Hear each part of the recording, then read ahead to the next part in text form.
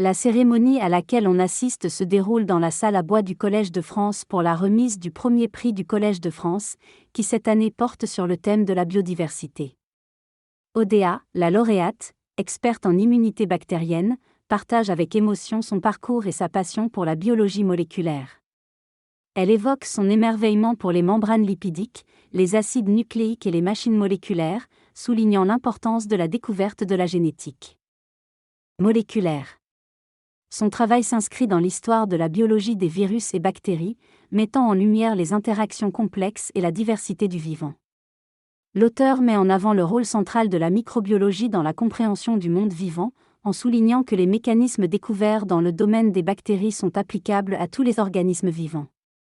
Il décrit le concept d'évolution comme un bricoleur qui crée constamment du nouveau à partir de l'existant, en mettant en avant la diversité des microbes comme une source d'inspiration pour cette créativité évolutive. En se concentrant sur l'étude des interactions entre bactéries, l'auteur expose le cycle infectieux d'un virus bactérien, bactériophage, et explique le rôle crucial des enzymes de restriction bactérienne dans la lutte contre les infections virales. Cette découverte a ouvert la voie à des avancées majeures en biotechnologie, telles que l'ingénierie génétique permettant de manipuler l'ADN avec précision. Les enzymes de restriction ont permis aux scientifiques de manipuler les génomes pour comprendre le vivant et produire des organismes génétiquement modifiés, tels que des bactéries produisant de l'insuline ou des tomates modifiées. Cependant, une découverte plus récente, les systèmes CRISPR, ont révélé une approche encore plus puissante pour éditer les génomes. Contrairement aux enzymes de restriction, les CRISPR reconnaissent des séquences plus longues dans les génomes et peuvent être programmés pour cibler des zones spécifiques.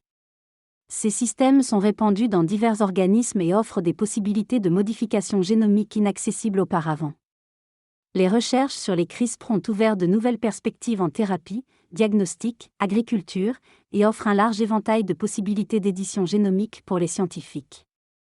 En comparant les enzymes de restriction et les CRISPR, on peut observer une unité dans les mécanismes moléculaires mais une diversité d'implémentations, conduisant à des avancées biotechnologiques majeures. Le chercheur explique comment il est arrivé à étudier les systèmes CRISPR, principalement par intérêt pour l'apprentissage scientifique interdisciplinaire plutôt que pour une thématique spécifique. Son approche de recherche innovante l'a conduite à s'interroger sur la rareté des systèmes CRISPR par rapport aux enzymes de restriction, et à mettre en lumière le processus évolutif de ces systèmes de défense bactériens. Son travail l'a amené à collaborer avec des scientifiques de renommée qui l'ont formé et guidé dans ses recherches. De nouvelles questions ont émergé quant à la présence des systèmes CRISPR dans certains génomes bactériens et l'existence possible d'autres systèmes immunitaires. Il a poursuivi ses recherches en post-doctorat dans un laboratoire israélien réputé pour ses approches innovantes mêlant génétique moléculaire et computationnelle. Ces rencontres et découvertes ont façonné sa vision de la science et l'ont poussé à s'engager pour une science inclusive et sans stéréotypes. L'équipe de recherche a développé une nouvelle méthode informatique pour prédire si des ensembles de bactéries auraient une fonction antivirale, menant à la validation de 28 nouveaux systèmes, dont 10 ont été confirmés expérimentalement. Cette découverte a suscité un grand intérêt lors d'une conférence, aboutissant à la publication d'un article scientifique majeur. Le concept central de ce papier et îlot de défense a permis d'identifier 10 nouveaux systèmes de défense bactériens. Par la suite, une recherche plus poussée a révélé la possibilité de milliers de systèmes similaires, ouvrant la voie à des découvertes majeures dans le domaine. En collaboration avec d'autres laboratoires, plus de 100 systèmes ont été identifiés en seulement 4 ans, avec des avancées significatives dans la compréhension des mécanismes moléculaires impliqués. Le discours évoque la diversité des mécanismes de défense des bactéries contre les virus, en mettant en lumière 2 exemples spécifiques. Il faut souligner l'émergence de nouvelles méthodes pour découvrir ces mécanismes complexes.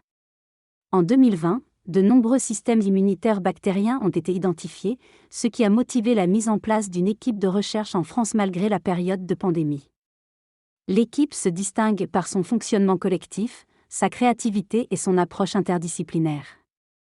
Les travaux présentés visent à comprendre la diversité de ces systèmes immunitaires bactériens, en les documentant et en évaluant leur rôle dans la nature. Le laboratoire mène des expériences pour étudier les interactions entre différents systèmes de défense bactériens et les virus, nécessitant une collaboration intensive. Grâce à cette approche, il est possible de mieux comprendre ces mécanismes pour éclairer leur fonctionnement dans la vie réelle. Les jeux de données utilisés pour explorer l'évolution des mécanismes. Antiviraux suggèrent deux hypothèses intéressantes. La première implique l'échange de systèmes de défense entre les bactéries, les immunisant collectivement. La seconde, émergeant des travaux de David Bicard et d'Edouard de Rocha, suggère que certains virus codent eux-mêmes des systèmes antiviraux. Cette complexité soulève des enjeux pour l'immunité et la biotechnologie. Des applications prometteuses sont évoquées, comme l'utilisation des protéines VP bactériennes comme médicaments. Antiviraux. Des recherches sont en cours pour identifier de nouvelles défenses chimiques bactériennes grâce à des méthodes bioinformatiques, expérimentales et participatives.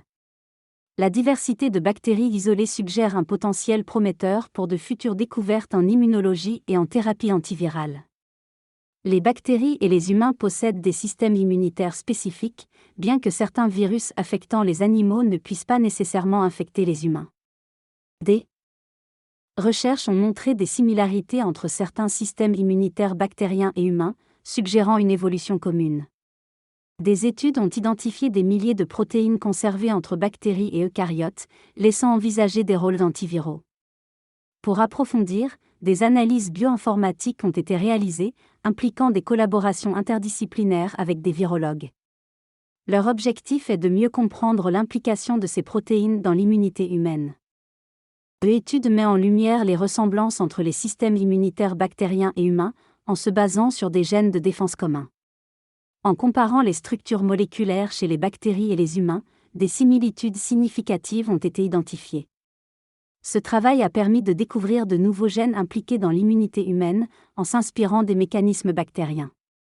L'objectif est désormais de cartographier l'immunité à travers les différentes formes de vie, en établissant des connexions entre les différents systèmes immunitaires. Cette approche globale pourrait avoir des applications en santé et en écologie. Enfin, la diversité des systèmes immunitaires, partagés à travers le règne vivant, révèle la complexité et l'unité de ces mécanismes moléculaires.